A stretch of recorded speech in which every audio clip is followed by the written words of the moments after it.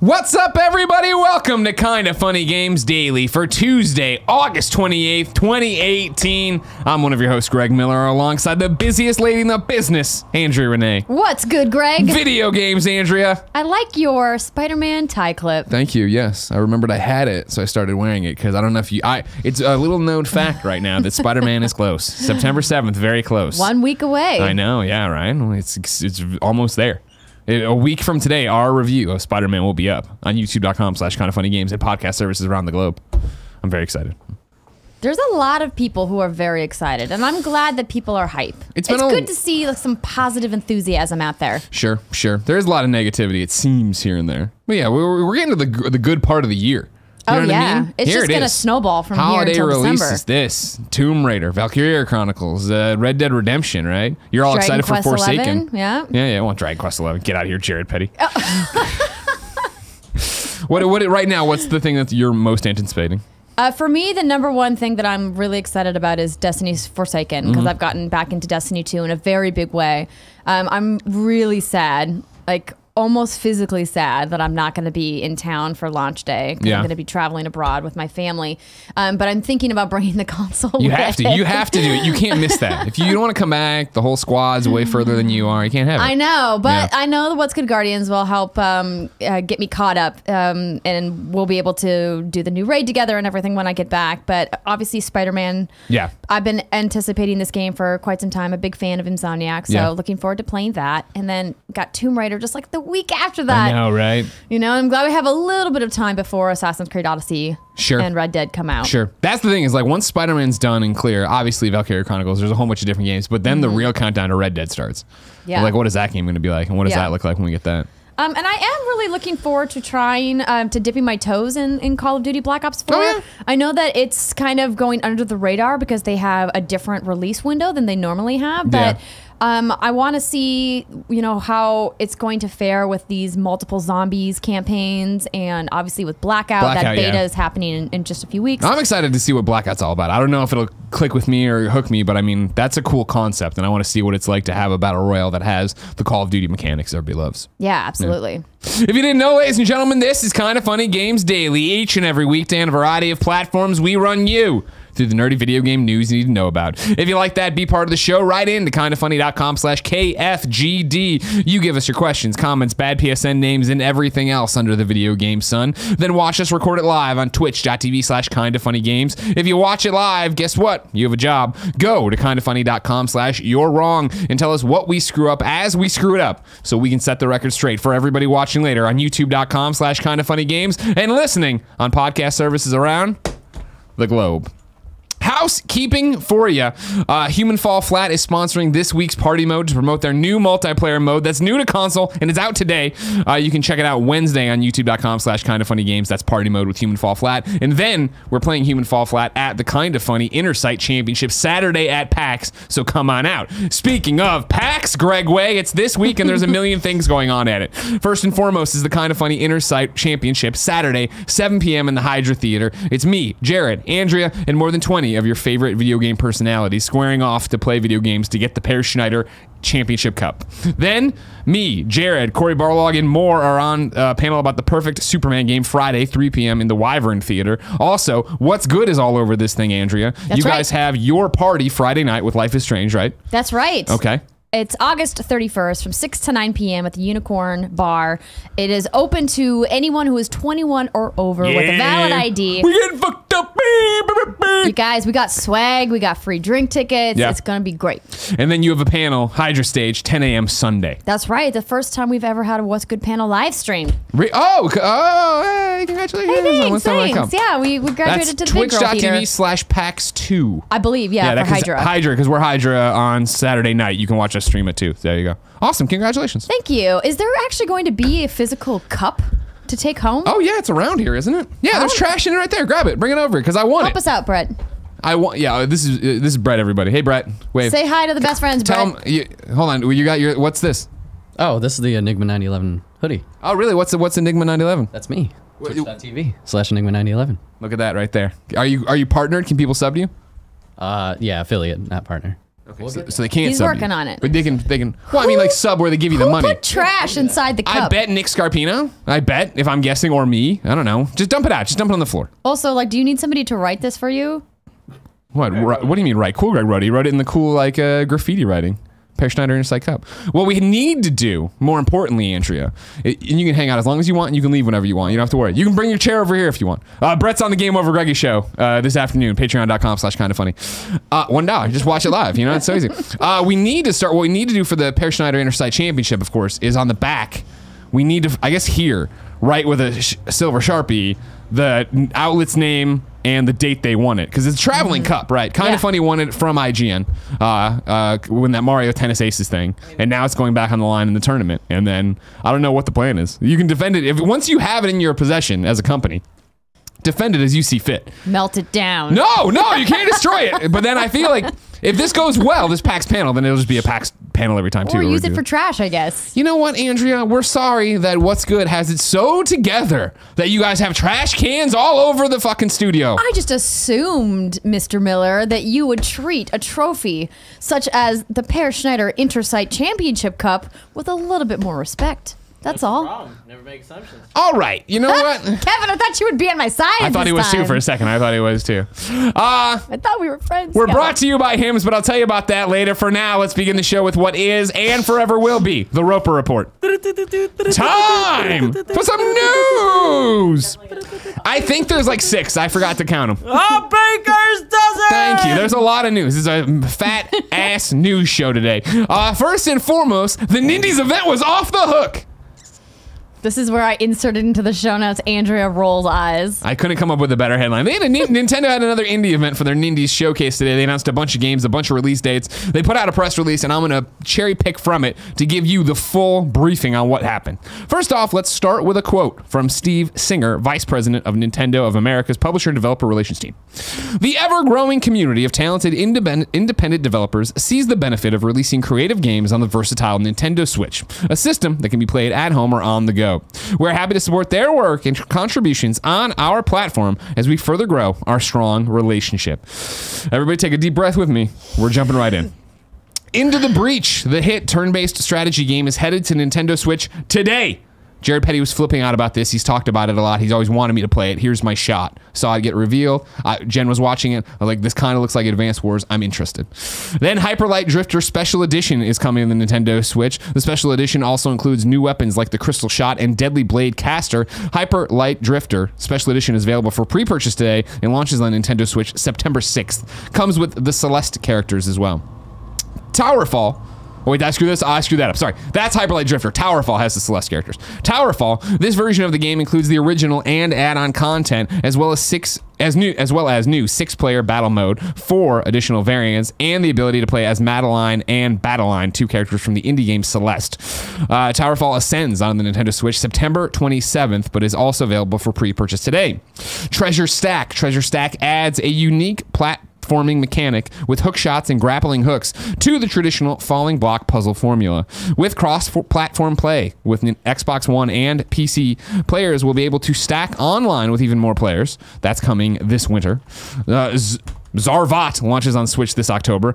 I always screw this one up. Miniko's Night Market. I have no idea. It's a game that I've seen a lot and I like a lot and I want to play, and one of the characters looks like me, but I always script the name. Miniko's Night Market boasts more than 20 hours of story-based gameplay, including 4 regions to explore, diverse villagers to meet, interesting quests to undertake, and activities like sewing and woodworking to partake in. It also features cats. Miniko's Night Market opens for business on consoles first on the Nintendo Switch in early 2019.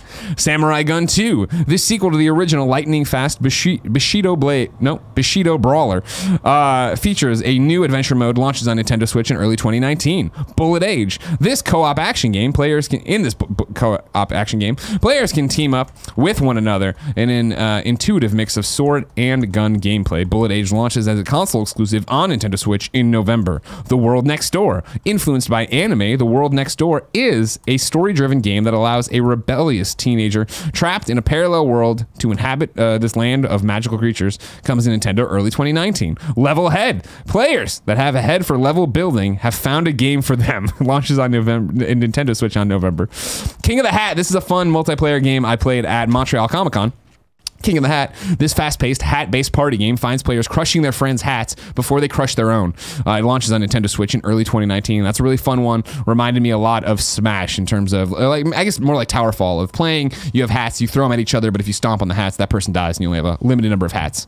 Untitled Goose Game. With a name like Untitled Goose Game, what's not to love? Untitled Goose Game comes to Nintendo Switch early 2019.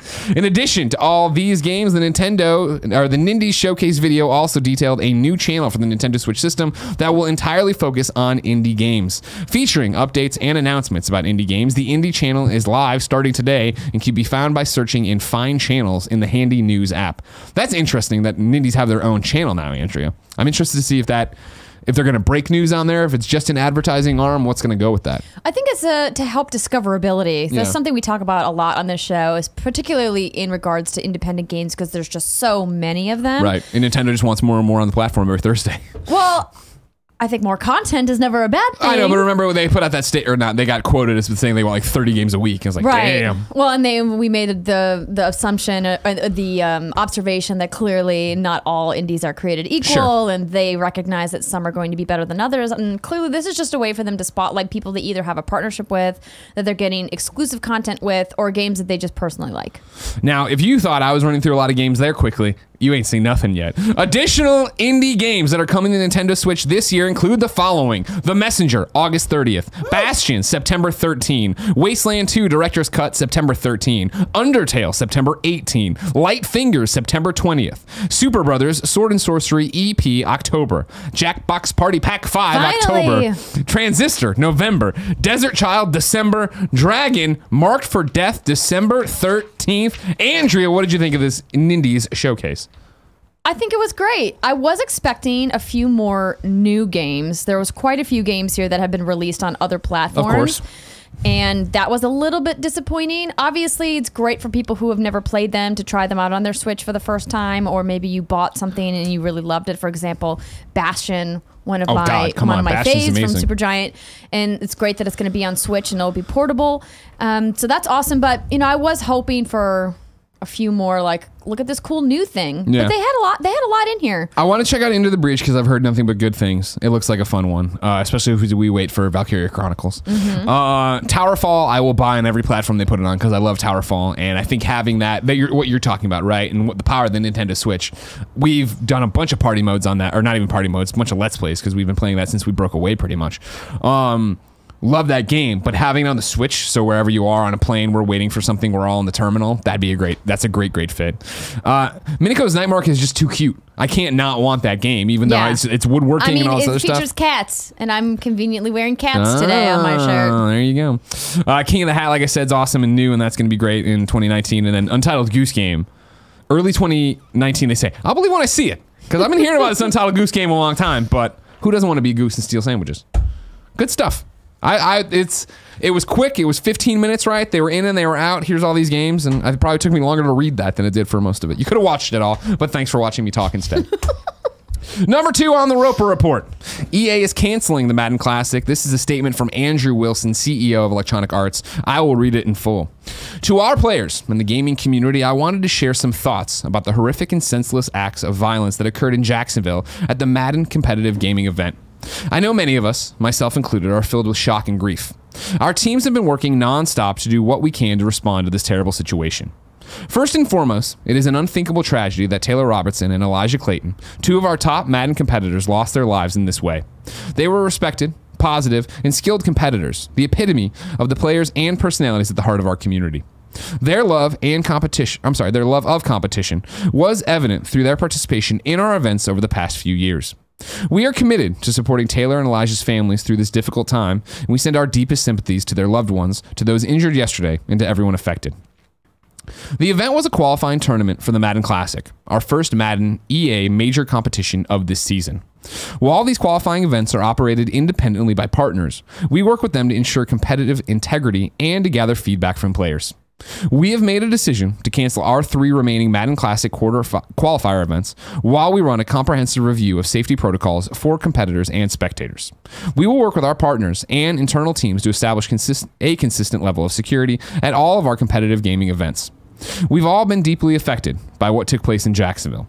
This is the first time we've had to confront something like this as an organization, and believe the first time our gaming community has dealt with a tragedy of this nature. Please take time to support each other through this challenging time. The right move, you think, to cancel these qualifiers?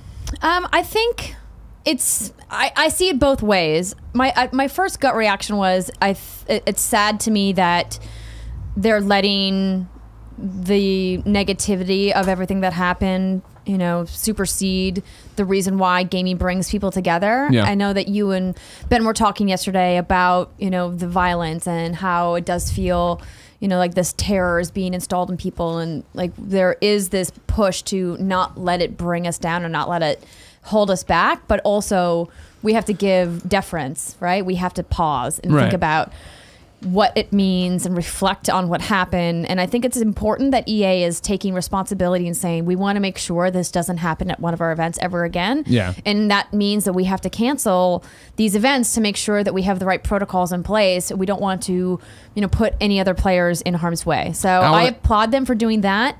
It's just an unfortunate byproduct that all of these other players who have been practicing and have been looking forward to participating in this are now affected because of one terrible human being. I want to call out my headline. I think generalized too much. I said EA cancels the Madden Classic when the statement is, we have made a decision to cancel our 3 remaining Madden Classic qualifier events as we run a comprehensive review of safety protocols for competitors and spectators. So I don't think Madden Classic overall is canceled. I just think the imminent 3 qualifiers that they are moving on to. Well, how can you have the final if you don't have the qualifiers? I would think, and I'm spitballing, and maybe I grabbed the statement from Andrew Wilson. Perhaps somebody already has it. Kindoffunny.com/you're wrong, of course. I would think that you cancel these qualifiers to figure out how you're going to run security these events and come back. Exactly. But he does say cancel, so it's this weird thing. But whether or not it is the qualifiers are canceled, and you do raise a great point of how does it continue if there's no qualifiers and stuff like that. Yeah, another wrinkle, but I think, like you said, it's the correct thing to pause and figure this out, because you don't want to run headlong into this and have changed nothing, and then when people have questions for you, you are unprepared, nor do you want to risk the lives or safety of everybody again like this would go on. Andrew, I'll leave it to you. Lots of questions about this whole Madden shooting, Jacksonville stuff. You want to save it for reader mail, or do you want to incorporate it now? We can incorporate it now. Okay. Obviously, yesterday we talked about this, and a lot of people had thoughts. Thank you for writing into kindoffunny.com/KFGD. These are the few that I've picked and brought up. Pablo wrote in to kindoffunny.com/KFGD and says, regarding yesterday's show, I know that in a daily show you will run into days that you need to talk about certain news that are not necessary for the show. The Jacksonville shooting is that for me. With all the respect to all the families of everyone involved in the situation, I am not sure if this should have been talked about with such length during the show. It feels disrespectful to make this another topic in a gaming talk show. If this hadn't been a shooting during a video game tournament, there would have been no point of even mentioning it in the show. So there really is no point to bring such a difficult topic to the table where gamers don't really have anything to add. I mean, I disagree, but as well do I. And I think Pablo nails it to an extent of, if this didn't happen at a video game tournament, well, you want to talk about it. And it's like, well, yeah, that's right. That's why we're talking about it, is because it's a video game thing. We also have to draw a line as to what content we cover on this show, and if it's video game related or at least video game adjacent, it qualifies. We can't talk about every piece of type of news across every spectrum because that wouldn't make sense. Yeah. But I think it made sense to talk about this because we couldn't not talk about it. I feel like there's, as I talked about yesterday, Kind of Funny being very special in the way that we have such a multitude of podcasts and things where there's different buckets where it can all fall. So we can talk about a shooting that isn't video game related on Game Over with Greggy or the morning show and not have it be weird. And I think here, yeah, this is happening in our world. And for me, it was, and I think for most people that I saw on Twitter on Sunday, it was like such a fucking hit the brakes moment of like, what is fucking going on? And it affected me so deeply and personally in terms of what I love and what I'm passionate about, what my career is and stuff like that.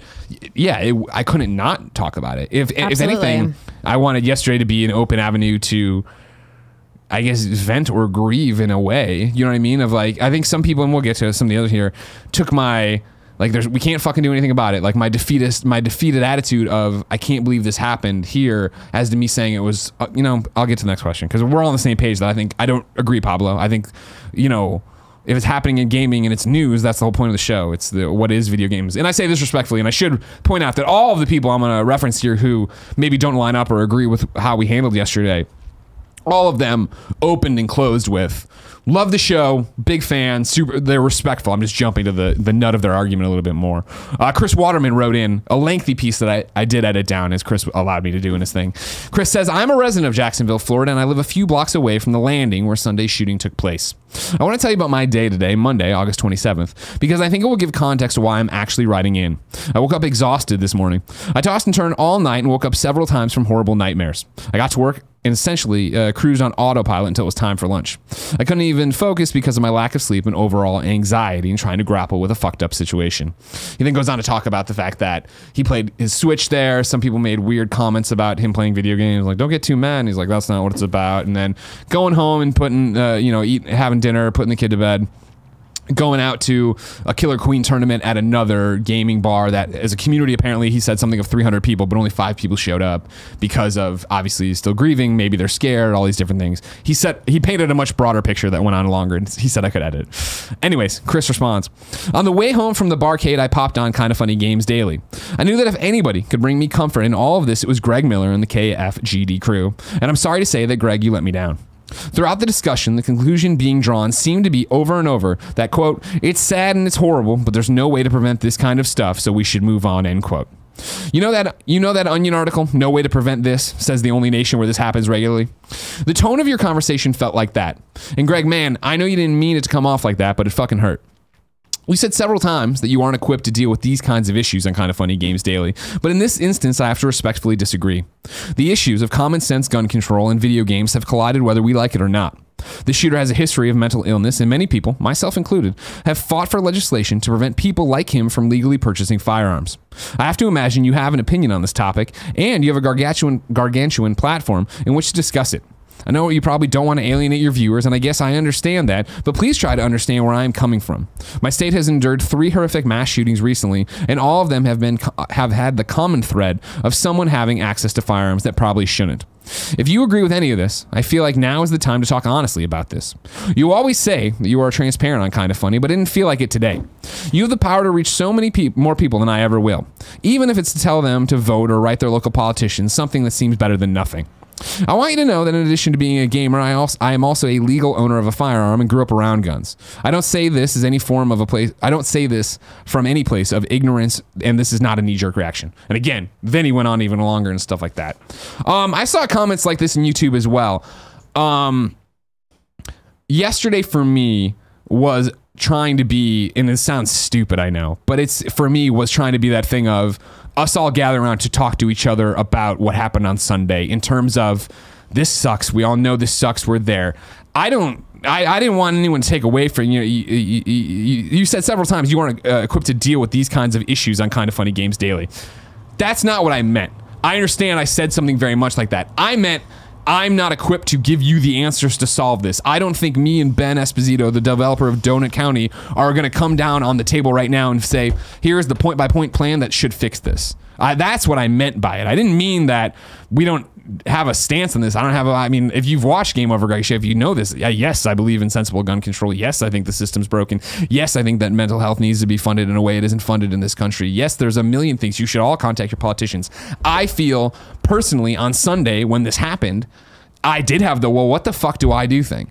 And I don't know. I still don't know. I am very much the guy who forever has been like, long before Trump or Obama or anything, I was like, the political system is such bullshit and it's it's rigged and I don't know how to do it and da-da-da-da. And I don't think that's gotten better as we've gone on as much as I think it's gotten worse. And I still don't know what to do with those feelings and those emotions. And talking about transparency and honesty, that's as honest as it can be for me in the way that I don't know what to do with this. It's the same way on the Game Over Greggy show in the spare bedroom when I got fucking mad when we were talking about Ferguson. Because it was, well, guess what, everybody? This happened now, and next week something worse is going to happen, and next week something worse is going to happen, and we will not have this conversation about police brutality and how the race system's broken until it happens again. And it's the same thing here, because it's the same thing that Sandy Hook is, or Newtown is, where it's the fucking conversation now, but next week something else is horrible going to happen. And I don't know how to fix that. I want to help. I want to do it. I want to tell people to go do something to fix it, but I don't know what to do with that personally. Well, we know how to fix it. We as a nation just aren't willing to make the sacrifice to do it. And that's the really hard part about this conversation, is that there's a section of America who is firmly gripping their rights according to the Constitution of the United States. And there's a section of America who has felt overwhelming loss and devastation at the expense of somebody holding on to this right that was given to Americans centuries ago. I think we have to, as a nation, come together and say, is it worth it? Is it worth it for you to own a gun so that somebody's life is at risk? My quick answer is no, it's not. I feel like, and this is where, and again, when I say I'm not equipped with it, I mean the fact that I don't know everything, and I haven't read everything, and I don't know that. I feel like that's the argument, and that's the argument you're making, not that it's the wrong argument to make, is why nothing gets fucking done. It's because we're talking about extremes. I feel like, as Chris is talking, in the middle there has to be a way of like, I can't understand how it's easier to get a gun than a driver's license. I can't understand that, like, why you have to have a record of your car in the state registration, but you can't. People are against having records of firearms that people own in certain states. It's really like the logical fallacies are becoming so overwhelming that it's hard for me to continue to understand anybody's arguments. And I'm from a very pro-gun state. Yeah, I've come from a family of hunters. Like, almost everybody in my family owns firearms of some kind. But I think that until people get out there and vote the way that they want to see the change to happen and demand of their local politicians first, then their state representatives, their congressmen and women, their senators, and then ultimately, people who are in the White House, to say we need change, you have to make a change, then it's never going to happen. And we saw a very low turnout in voters in the last election, and we have a big election happening this fall. So if people want to see change, and if gun control is something that they feel very passionate about, and they want to reduce gun violence, and this is an issue, you need to go out and pound the pavement. Go to your neighbors, talk to your friends, talk to your family, figure out which politicians in your district are aligned with you in your opinions on where gun legislation should be, and then vote for them and invigorate other people to vote. Now, you don't always have to agree, but if you don't get out and make it known that you have an opinion and you're willing to go to the polls to support that opinion, then we are going to keep seeing these same stories over and over again. There was a graph that was put out in relationship to all of the coverage that happened on Sunday, and I thought it was really poignant because, of course, as happens whenever video games are involved in any kind of act of violence, there is a narrative driven that video games cause violence, and that playing video games incites people to violence. And this particular case was interesting because it involved football, America's pastime. Didn't involve a shooter. And the graph was about gun violence in relationship to spend on video games per capita. And it showed countries across the world and how much they spend on video games and gun violence across the world in relationship to that. There was one outlier in gun violence, and it's the United States. Sure. And there's all of these countries that spend very similar per capita as the United States. There's only one at the top with the same amount of gun violence deaths, and it's only the United States. So is it caused by video games? Clearly not. Sure. That was, some people wrote in about that, and I don't mean to dismiss it, like whatever. It was one of those things of, I don't even want to give that argument any of fucking. breath. There's Yeah. no reason to give that a soapbox. That's Not such to a us. stupid. We all sure. agree. We're in a place right now. We're all on the I just same saw page. people we know, people like Ryan McCaffrey at IGN appearing on like ABC to have to tell the masses, no, it's not video games. It's not the video games that did it. You know. Well, I mean, like that's the problem. The problem continues to be that no one wants to talk like what you're proposing. And what is the right answer, right? Of course, is that to vote and back candidates. And I'm talking about either side. Even if you're listening to us right now and you're like, I don't agree with any, it's mental health, it's not gun control, whatever. Vote for mental health funding then. Exactly. And that's my thing. Vote for it to be covered, be mandatory coverage under insurance policies. The problem continues to be that no one wants to have this hard conversation and then look in the fact that this will be a glacial process to fix this. Everyone wants it to be, that's the bad guy. Well, not you, Brett, but that's the bad guy. Video games are the problem, right? This is the problem. Delete, change, ban this one thing and it's over. When in reality, this is such a complex issue. And I know I said that yesterday in Bennett with mental health and gun control and stuff. And people are like, no, it's just gun. And I'm like, I'm talking about guns in general being such a complex issue in terms of I don't foresee in my lifetime, and maybe this is a defeatist attitude, the Second Amendment ever being overturned, right? And the right to bear arms being taken away. And not to mention, I know this is fucked up, and this should be a GOG topic probably. Yeah. I don't know if it should be. I just think there should be rules and regulations and checks and this and balances that you're going. And not to mention, like, everybody's worried about, or not everybody. If we really want to get out there and people start worrying about a gun registry, a national gun registry, so the government would know to come take your gun if everything. Like if the government wanted to wipe us all out, if the government wanted to wipe us all out, they would have no problem. And they don't give a shit that you have a handgun or a fucking AR that you probably shouldn't have. There's lots of things that you have to register for. I don't know why having a gun would be any different. That argument never flies with me. And like, I'm with you that I think that we don't need to take away guns universally or unilaterally. I just think that we need to come together and say, like, not another one. Yeah. How do we make it so there's not another one? And it's not putting more guns out there. It's making restrictions. And I know that people are like, well, if you take the guns away from citizens and civilians, then only the criminals will have them. And I'm like, I don't think this kid who gunned down other kids at a tournament was a hardened criminal. In fact, I'm pretty sure his background said the opposite, that he just struggled with mental health. Yeah. And you could look at all of the mass shootings from the last 5 years, and probably similar stories are going to line up. And again, it just comes back to, at some point, the death has to be enough for us to say no more. Yeah. And I mean, to put a pin in it and move on, this is why the conversation has to happen. You know what I mean? And that's why it has to happen on a fucking video game show, because I want nothing more than just sit here and talk about Fire Pro Wrestling, guys. But there's fucking bigger things happening than that. There's bigger things going on right now. And again, like it was brought up in the questions, it's been brought to our doorstep. And so we can't ignore it. And I wish there was an organization that was like, this is where it goes. And I thought about creating our own, you know what I mean? And coming like, but then it's like, I don't want it to be gamers against guns or gamers against it. Like, it needs to be everybody. It has to be inclusive. And I don't have the answers.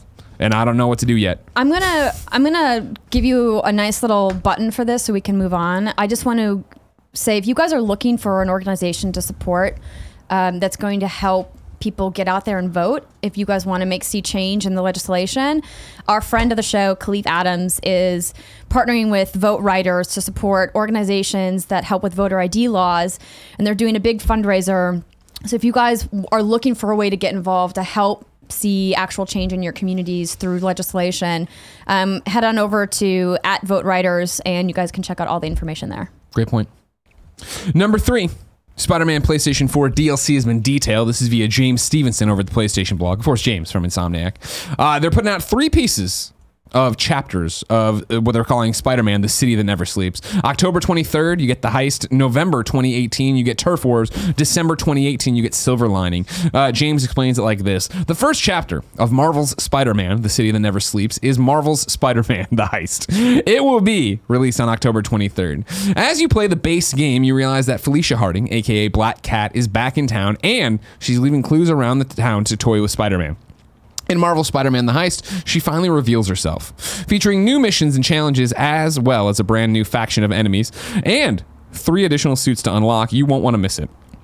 In addition, we're also excited to share the full release calendar. Oh, that's what I just already read. The bundle price of all 3 of the chapters is $24.99. You can get them individually at $9.99. Every one of them features new story missions, challenges, and suits. And then you can get the deluxe edition of the game that has all the DLC for $80. Stu from Glasgow writes in to kindoffunny.com/KFGD and says, "Hey Greg and Andrea, Sony dropped details today about the Spider-Man DLC, and given the first installment drops in October, several people in the comments questioned this and specifically asked why this content wasn't included in the main game. My question is, where does this mentality come from that everything created by the developers in the initial dev cycle has to be part of the base game? I feel that a game only has to feel like it's worth the price I pay for it, and I don't think a studio should be criticized for using resources to create DLC during the same time if the base game does meet expectations and promises. This is a unique attitude towards games, as you don't hear people complain about DVDs not having the same special features as Blu-rays or standard model cars having the same extras as deluxe models. Why do games get this treatment though? Yes, it's nice when devs go above and beyond and offer more, e.g. Witcher 3, but that was a privilege in my opinion, not a right. Stu. How do you feel about this? I guess I'm just so used to it by now You're that broken. It doesn't bother you. me anymore. Yeah. I mean, I always get like a little bit like a twitch of annoyance whenever I see extensive DLC plans announced before launch. 'Cause Yeah. I'm like, let me get the game first before I want to mentally or financially commit to DLC. Sure. What if I don't like the base game? Sure. Or it could be the opposite. What if the base game sucks, but then the DLC is great? Nah, you wouldn't even give it a shot then. I'm not like calling out Destiny or anything like that. Oh! Whoa! But you know, I think I'm trying to compare it to other forms of media is not. Yeah, that didn't fly with me, Stu. I understand where you're coming from. I personally don't have a problem with it. I feel like it's been. I mean, in Destiny you bring up and like, okay, cool. But I feel like even that's a different ball of wax when we're talking about a single player story than having more stuff. Right. Again, this game has to compete and live and thrive in a world of trade-ins, in the world of GameStop wanting it as fast as possible. I love the idea that This isn't a games of service. Yeah, hey, you're getting this game that you, for all intents and purposes, we're gonna love, right? We've all played it at events and previews, and everybody's super stoked, and I'm crazy for it. I like the idea that even though I'm gonna get it, and I think I saw somebody tweet out, or I think it was in an article, Brian saying something like 30 hours of gameplay or something for it, or like, great, I get that investment, and then down the road I'm going to have more. Like, if it's 30 hours for this game, that's a great investment. That's awesome. That's totally worth my $60. And then to have this thing of, especially in a game like Spider-Man, where you're gonna play through and upgrade and get suits and do all these different things, right? I hate it when I do that and I go through and I get all that stuff and then I platinum the game or roll credits or whatever, and I sit there and I'm like, cool, I'm now the most powerful I've ever been, and there's nothing for me to do. That is the downfall of RPGs. I want or any game with RPG mechanics. I want to continue the story, and then in the same breath too, I want to continue the same story sooner rather than later. I hate it when it's a game I'm super stoked for. Like the Frozen Wilds, how that came out so far after release. And I was like, oh great, and I jumped in and I was like, wait, what was I doing and how do I play? And I was like, yeah, there was like that moment of trying to dust it all off and go. I like the idea that I'm getting 3 chapters. I understand that I'm the outlier here. I understand that a lot of people hate season passes and hate DLC and all this different stuff, but I understand Insomniac trying to influence you not to get rid of the game, trying to keep the game in your as a conversation continuing to go on. I'm all for it. I like it personally. But again, maybe I'm broken by the system as well. Maybe. I think, you know, it's tough. You know, we get into this weird space between wanting to say it's all about player choice, especially when it comes to pre-orders. Like, for example, the deluxe edition. Like, do you want to take a gamble and put your money down up front knowing that you're going to like it or hoping that you're going to like it? Yeah. Or do you want to have to pay a little extra later because you want to not take the risk? Sure. I think that you have to make that choice as a gamer and what your budget is and what you are willing to spend your money on. I am going in with really high expectations from what I've seen at this game at E3, from what I know of Insomniac Games as a developer, and what we've seen from the benchmark that Sony First Party has really put forward in the last couple of years. All of those things tell me I'm probably pretty safe to go for the deluxe edition if I want to, if I'm really excited about Spider-Man. Yeah. And if you're not, wait, it'll cost you a few more bucks down the road, but then you waited and you knew you made the right decision. I'm sure in January you can get the deluxe game of the year, whatever hell edition. We know that this is all going to come bundled later at a discounted rate. It'll be fine. Yeah. I'd love to hear what you guys think. kindoffunny.com/KFGD. First adoption. If you're early adopters, it's always going to cost you more. Sure. I'm just excited there's more. But again, it's this weird thing, right? Where I'm super excited that there's more here, but when I finished God of War, right, I was like, I hope there is no more DLC. Oh, because I was like, this so is perfect. Ready. God of War was so perfect. I felt as it was that I didn't there need. Were those realms we didn't get to see. I know. Just give them to me later. I don't need it now. No, but we're never gonna get them. What are you talking about? Corey's working on a second one, I'm sure. Number 4. He better be. Xbox Game Pass is meant to be small. This is via Brendan Sinclair over at GamesIndustry.biz. He had an interview with Ben Decker, Xbox's head of gaming services. Quote from Ben goes like this. When we launched it, we thought an ever-increasing number of titles might be something that was really important to gamers. But as it turns out, that's not really what they're asking for. What we get from our customers isn't, I want a subscription that has thousands and thousands of games. What we heard from them is, I want a subscription with 100 or a little more than 100 games. But I want them to be really good games. And I want a curated portfolio where I know what's in there is going to be really great to play. We don't have a goal of being the subscription where you get all of your content. This is meant to be additive to the ecosystem. We don't see a future where subscriptions are dominant. We see a future where customers have choice between a subscription and purchase to own, where there's a mixed ecosystem because that's what customers want and that's what developers want. This is tough because I see it both ways. Yeah. I appreciate the idea of a highly curated portfolio because there is a lot of junk out there. Oh, yeah. But on the other hand, I also know that my taste in video games doesn't always align with your taste in video games. So what you think is a really excellent, fun game, I might not care about at all. You love Patapon, shut up. Well, you're not going to find Patapon in this collection.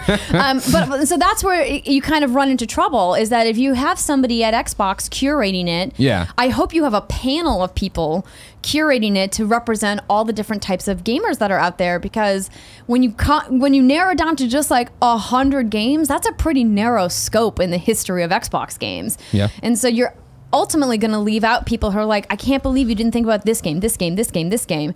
And like, why limit yourself? If you already have the digital builds of these games and it's just about uploading it into your online ecosystem, I don't understand why the artificial curation. I think curation is important, and maybe they have like a section that's like the Xbox like curated like collection or whatever. Yeah. Like these are our staff picks for like what we think is the best of the best on the platform, but we're also going to make all these other games available too. I think that would be a nice compromise. While we're talking about Xbox Game Pass, I wanted to bring up something that I mentioned that I would check into a while ago.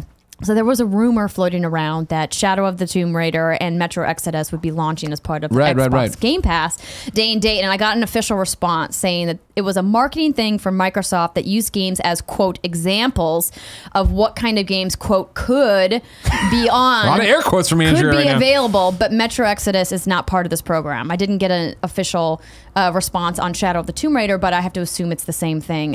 If it was just a what if scenario. Could be possible. I think that was a little bit of a stretch for people to think these major third-party games would be launching day and date on Game Pass. But they're bold. Xbox has been bold lately.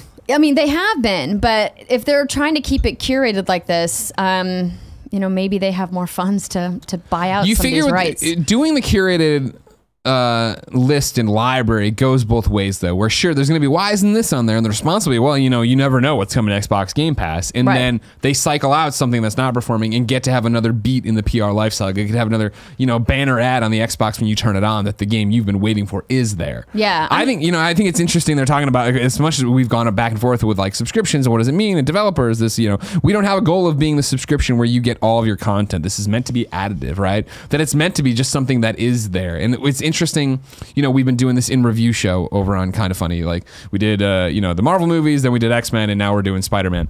And it's something that oh man, in this world of streaming, with my subscription to HBO and my subscription to Netflix, I'm going to be able to get, you go on, none of those movies are ever there. I'm renting them off Amazon. I'm buying, you know what I mean? It's this weird thing of like, I think as somebody who just casually consumes movies and TV and isn't really my focus, right? I have these subscription service and I was like, oh, everything's going to be there. And then to get there now and be like, oh shit, I actually have to buy all this stuff. You see it in the same way here, right? Of like, it's not taking me away from giving my money to studios, giving it to Amazon to get these videos. Mm-hmm. It is still an additive thing.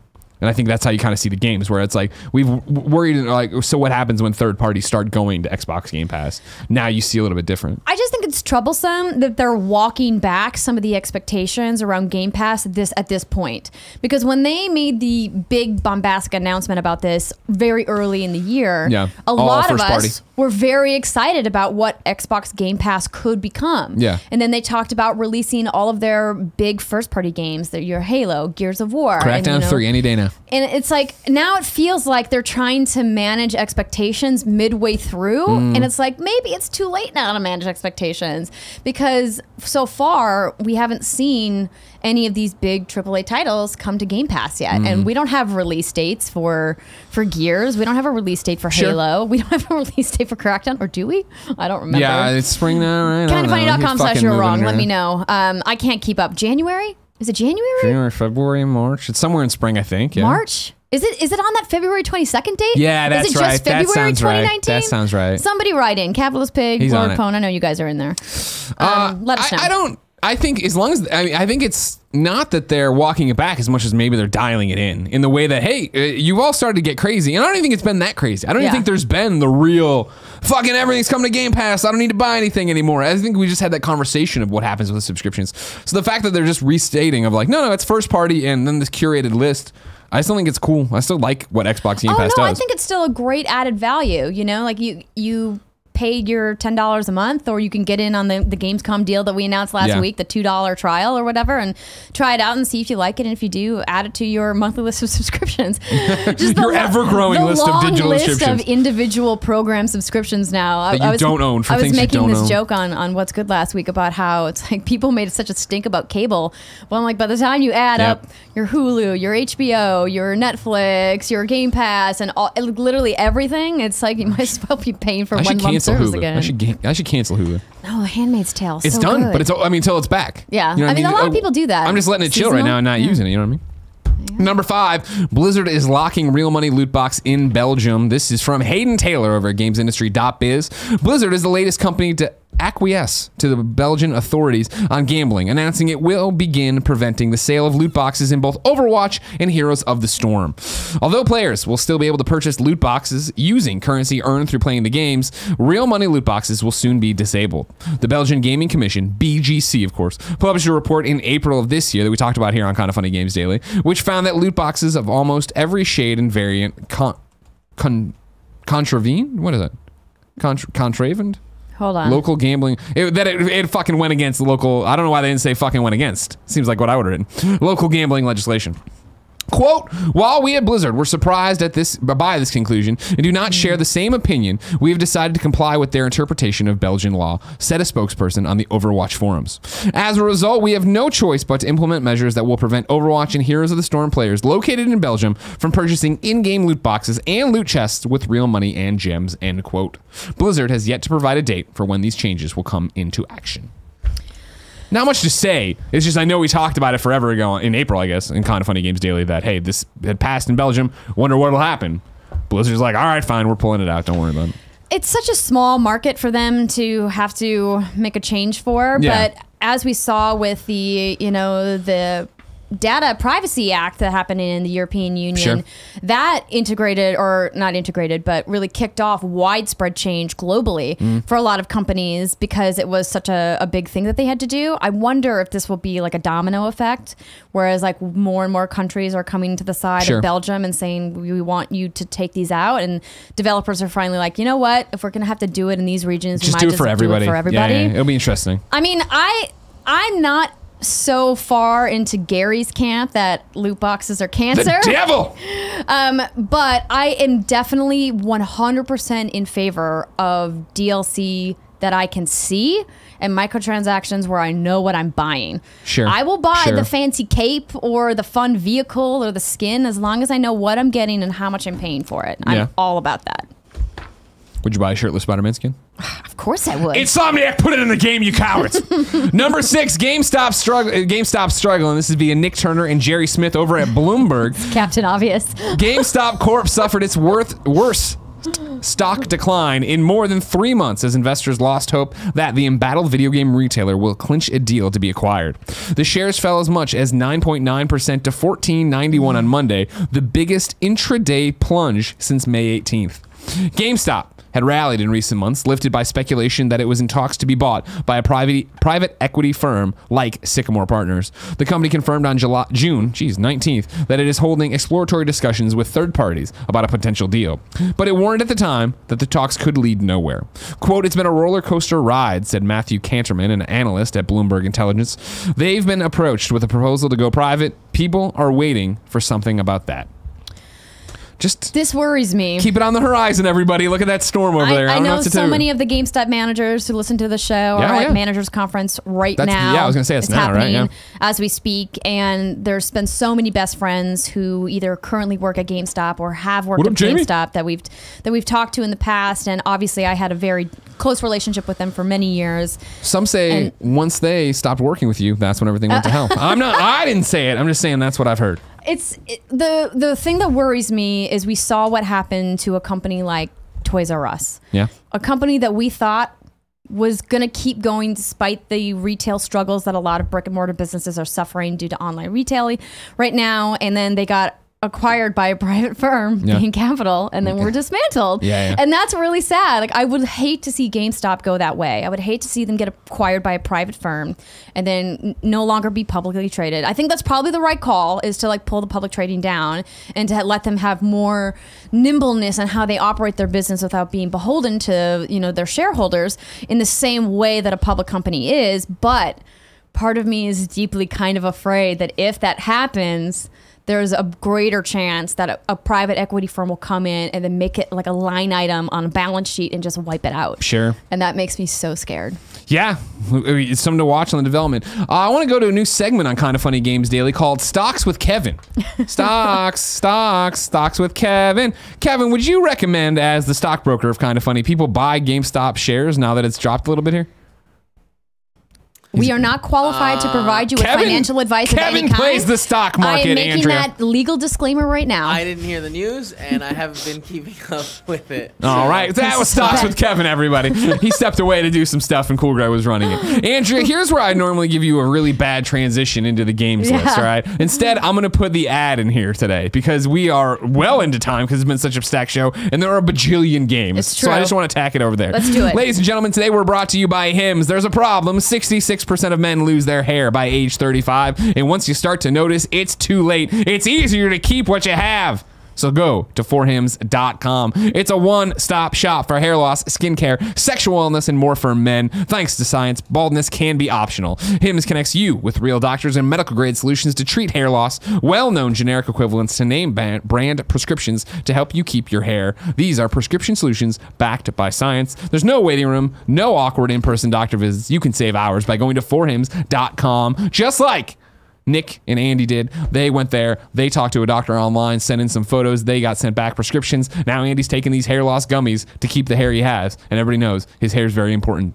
Andy loves his hair very, very much. Makes him stronger.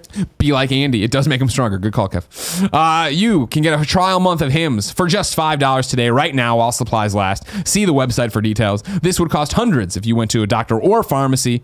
Go to forhims.com/gamesdaily. That's forhims.com/gamesdaily. forhims.com/gamesdaily. Andrea, I'm stoked to see if Andy can keep his hair, but we're going to have to wait so long to know. Hopefully he does. If I needed to be entertained in the moment and play video games that came out today, where would I go to find out what came to the Mama Gar shops? Well, Greg, you would go to the official list of upcoming software across each and every platform is listed by the Kind of Funny Games Daily show host each and every weekday. Yeah.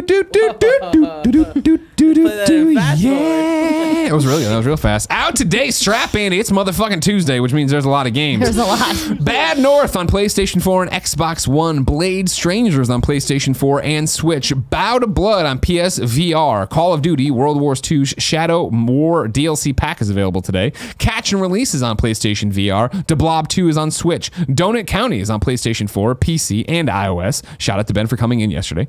Downward Spiral Horus Station is on PlayStation 4.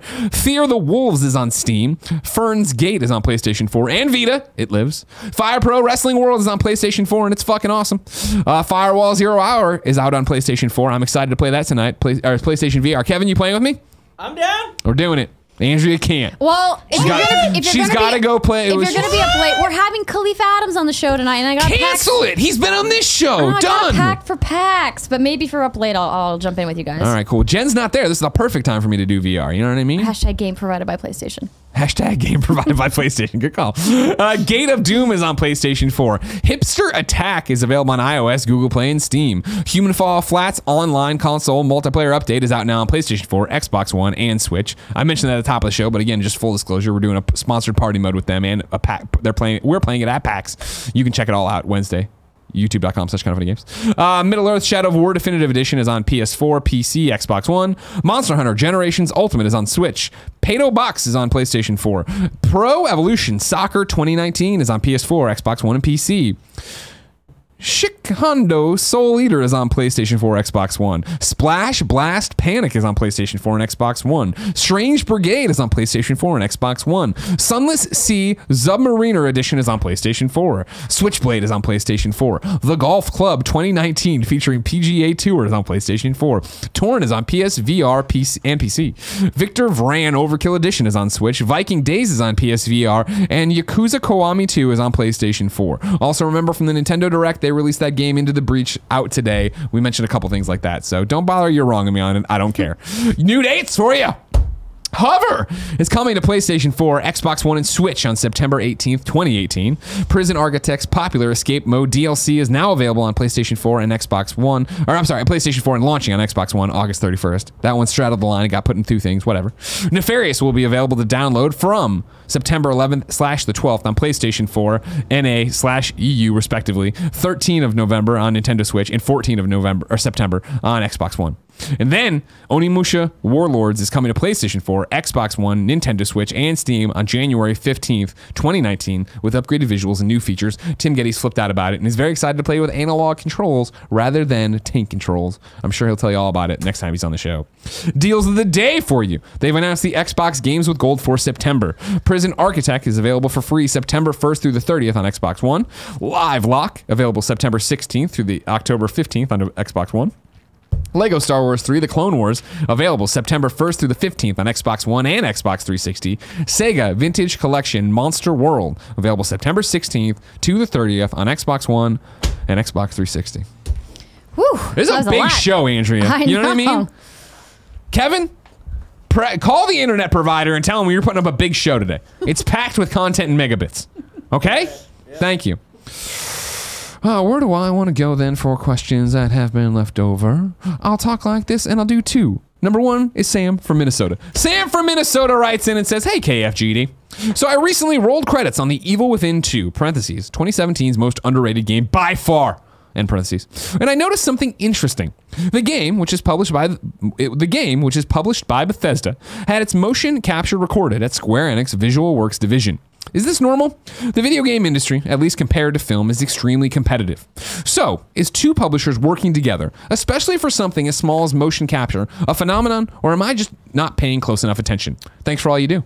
Sam, I think you're just not paying close enough attention, and I mean that in the most respectful way. You idiot. Because I appreciate that you wrote into KFGD, but publishers work together all the time. Well, the way that they work together obviously varies depending on the project, whether it's seeing a special character or as DLC in another property, sure, or maybe they work together to make a game or together or something. But I mean, we have definitely seen both developers and publishers, work hand in hand in the video games industry many times. Well, the biggest thing here too is I don't even know how much of this is working together. They're using they use the Square Enix Visual Works division where they mocapped, right?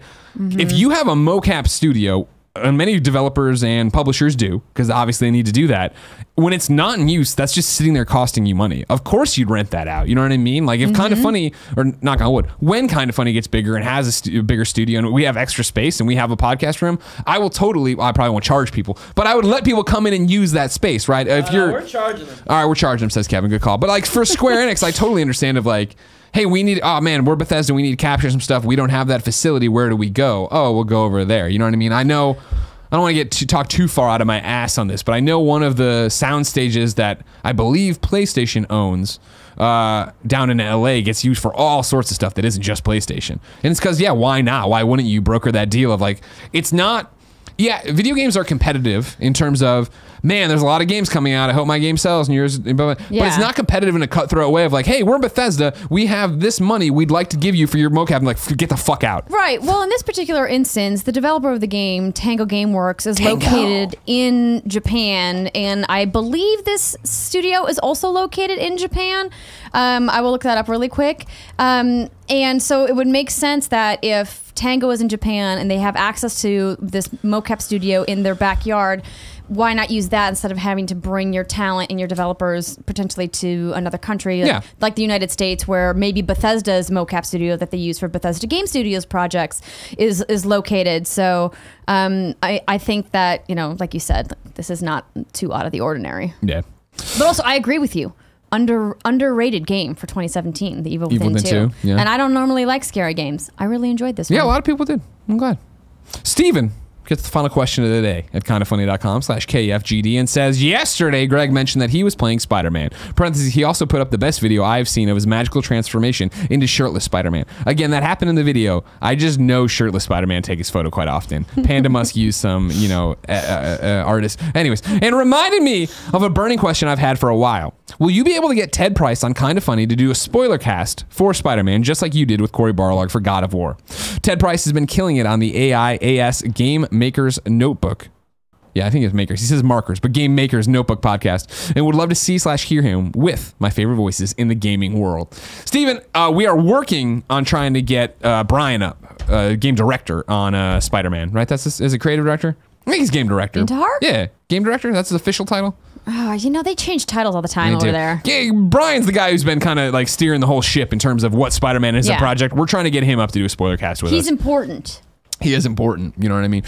So there will hopefully, knock on wood, be a spoiler cast with Brian from Insomniac, but that's still in flux and we're planning it and doing a million things, but you can look for that kind of content. Meanwhile, Ted Price, I wouldn't allow him in the building. Why? He's such a nice guy. Too tall. No, I love Ted. Everyone knows I love Ted. He's great. Time to squad up. This is where one of you goes to kindafunny.com/KFGD. Give me your name, username, platform of choice, and why you need help in video games. I read it here. The best friends come and find you. Everybody plays games together. Today, Quinn needs help.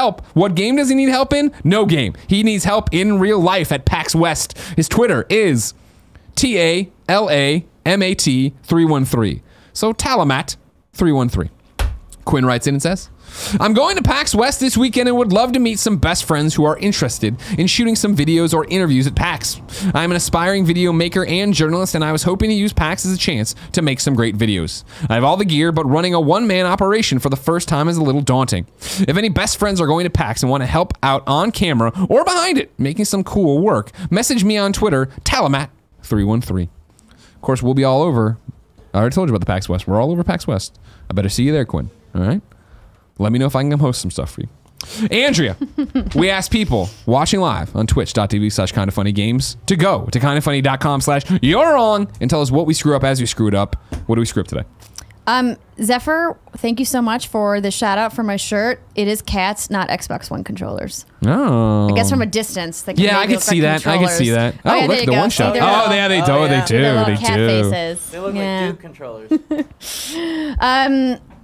A lot of people wrote in about Bastion. BF at A says, Andrea said Bastion would be portable on Switch, implying it would be the first time. Oh, Jesus, yeah. However, Vita. it's currently available on iOS and more importantly, Vita. Transistor is also on iOS. I meant for me. I don't play my Vita.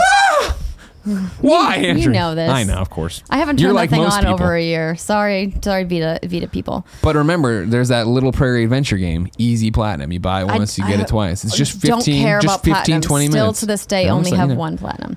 I forget, what's the one platinum you have?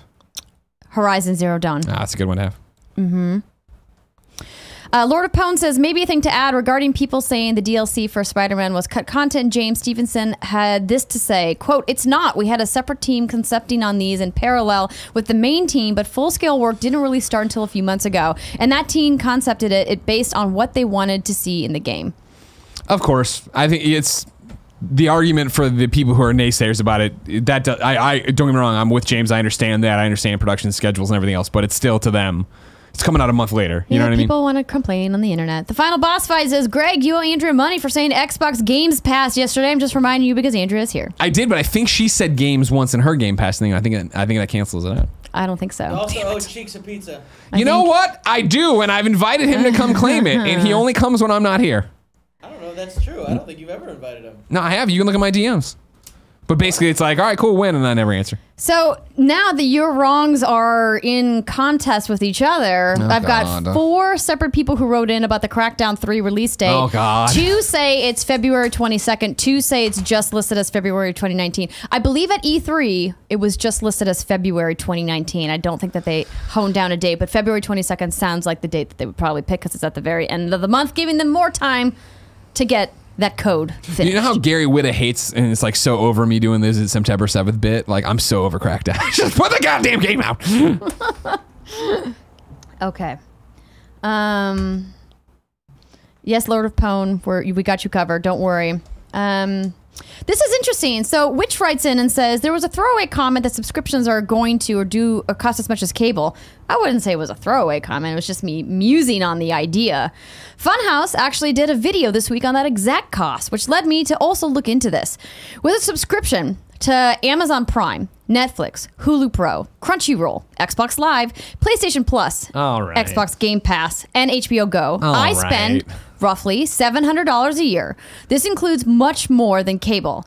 On the other hand, cable TV costs on average $1,200 to $1,500 a year. Now, which I would say to you, I appreciate you writing in about this and listing out exactly how much you spend. The one thing that I think you are forgetting that is not included in what you've listed here is access to live sports.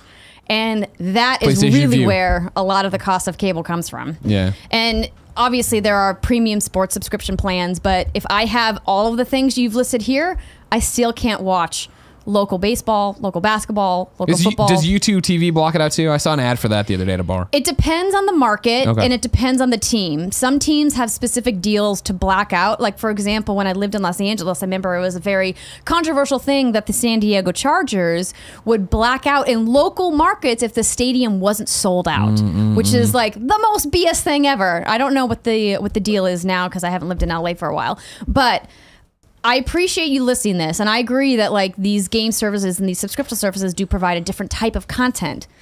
But sports, man, sports are important. Kevin Coelho from the Kind of Funny Press Pool. But to me, $1,215 to $1,500 for that's roughly $100 to $150 a month. That there's no way that's just TV. Internet too. That's no, internet that has to include internet. Your phones, your security. Like, I think that's kind of bullshit because regardless if you cancel cable, you're still gonna have internet, and that's still gonna be anywhere between $20 and $80 a month usually. Yeah, exactly. That's a good range.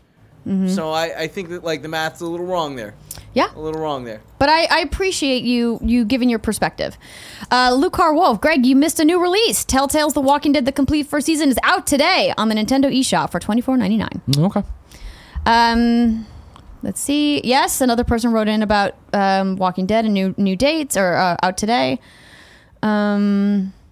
Lord of Pwn says movie studios also collaborate in similar ways by renting out studio and recording spaces. Gotta stay and watch those credits and you'll see it more often. Brian Intihar, Lord of Pwn says, is the creative director at Insomniac Games. I thought he wrote in to correct us. His Twitter bio. Lunar83 says, Greg asked for shirtless Spider-Man be in the game, but they can't because Greg has threatened to sue Insomniac if they did. Maybe Greg just needs to give them permission. Again, as shirtless Spider-Man's legal representation, I think you're misquoting me. I will sue if he's not in the game. There you go. Now it's settled. If you didn't know, ladies and gentlemen, this has been Kind of Funny Games Daily, each and every weekday in a variety of platforms. We run you through the nerdy video game news you need to know about. If you like that, be part of the show. kindoffunny.com/KFGD. Watch it live on twitch.tv/kindoffunnygames. Watch it later on youtube.com/kindoffunnygames. Listen on podcast services around the globe. Tomorrow, it's going to be the Reverend Jared Petty and Gary Whitta doing it. I'm here. I'm not going anywhere, but I'm just on a million shows tomorrow. So that's when I wasn't here. They took me off, and I'm like, go get it. I am a coward, Kevin. That is correct. You're not back on before PAX. I'm right? not back next week either. I'm not back quitting? for 2 weeks, Greg. Oh, okay. Coward. Quitting? Why would I quit? Boo, everybody tweet boos at Andrea. Boo. Don't boo Don't me. do that. Okay. Oh, yeah. Please? No, they're not going to. Well, I mean, if you see it now, you know it's them having fun. Yeah. Here, you know what? Everybody. No, don't. No, Don't send your internet mob boo after me, me, everybody. Greg Miller. Just send me a boo at Game Over Greggy. All right, I'll fucking revel in your say boos. boo Gary. You know? No, Gary, don't give Gary any more attention. It was a mistake putting him on camera. He's getting more. He's having too much fun with it now. You know what I mean? All right, let's go get some steaks. Ladies and gentlemen, until next time, it's been our pleasure to serve you. Is it Outback?